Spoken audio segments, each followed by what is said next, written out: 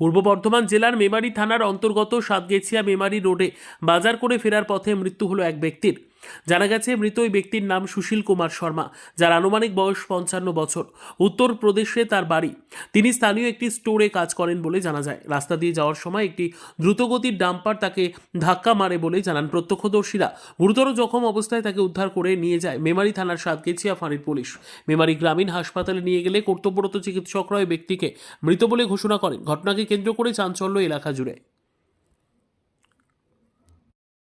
ঘটনাটা কি ঘটেছে দাদা দেখলেন? আমি মেমারি গিয়েছিলাম, তো মেমারি থেকে আসার পথে দেখলাম এখানে লোকটা ওখানে পড়ে আছে।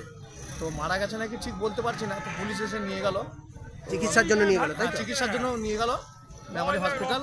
আমি মেমারি গিয়েছিলাম, আসার পথে দেখলাম যে বডিটা এখানে পড়ে আছে রাস্তার ধারে। কি নাম জানেন কি যিনি অ্যাক্সিডেন্ট হয়েছে? নামটা তো আমি ঠিক হ্যাঁ বাঁকুড়ায় বাড়ি, যেটা শুনলাম আমি লোকের মুখে বাঁকুড়ায় বাড়ি বলছে, নামটা সঠিক আমি জানি না। কলেস্টরে কাজ করে সামনে। পুলিশ এসেছিল? হ্যাঁ পুলিশ এসেছিল, পুলিশ এসে বডিটা নিয়ে গেল। এটা কোন জায়গায় ঘটনাটা ঘটেছে? এটা সাতগেছিয়া থেকে বার হয়ে মেমারি রোড, মালডাঙ্গা মেমারি রোড, সাতগেছিয়া থেকে একটু আগিয়ে এসে। আপনার নাম? আমার নাম আশরাফুল মন্ডল, বাড়ি? বাড়ি ইসনা। এখানে এইখানে একটা ডাম্পা মন্তেশ্বর থেকে মেমারির দিকে যাচ্ছিল, হ্যাঁ। একজন হেঁটে হেঁটে যাচ্ছিল, তাকে চেপে দিয়েছে। এখন সে মরে গেল না বেঁচে রইলো বুঝতে পারা যাচ্ছে না। পুলিশ নিয়ে গেছে, কোথায় নিয়ে গেল চিকিৎসার জন্য? চিকিৎসার জন্য নিয়ে গেছে। এখন কি হবে বলা যাবে না। এটা কোন জায়গা? এটা সাতগেছিয়া মেমারি রোড স্টোরে, অগ্রসেন স্টোরের কাছে। কি নাম যিনি অ্যাক্সিডেন্ট হয়েছে?